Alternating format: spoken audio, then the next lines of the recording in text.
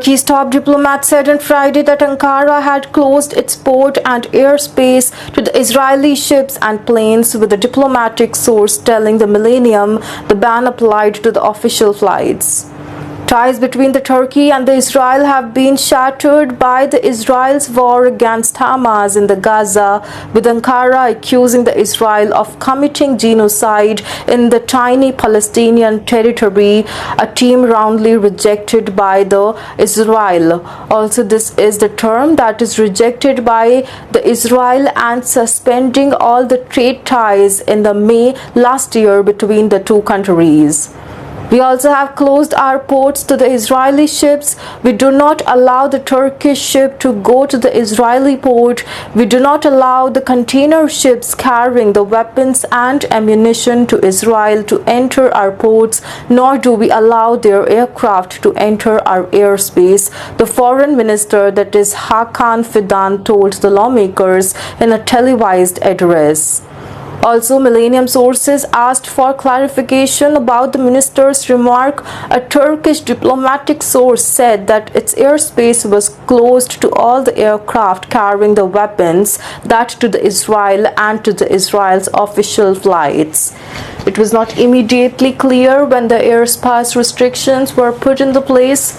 In the November month, the Turkey refused to let the Israeli president's plane cross its airspace, forcing him to cancel a planned visit to the COP29 climate conference in Azerbaijan. And in May, the Israeli Prime Minister Benjamin Netanyahu also cancelled a visit to the Baku after Ankara reportedly refused the overflight rights. Trade cut off? Let's see how the trade got cut off. On the Monday, the Zim, that is Israel's biggest shipping firm, said it had been informed that under the new regulations passed by the Ankara on the August 22, the vessels that are either owned, managed or operated by an entity related to the Israel will not be permitted to the berth in the Turkish ports. The information was made public in a filing to the New York Stock Exchange, that is NYSE, in which the Zim warned the new regulation was expected to negatively impact on the company's financial and operational results. The ban also extended to other ships carrying military cargo destined for Israel, it said. Also, separately, vessels that are carrying military cargo destined to the Israel will not be permitted to the berth in the Turkish port.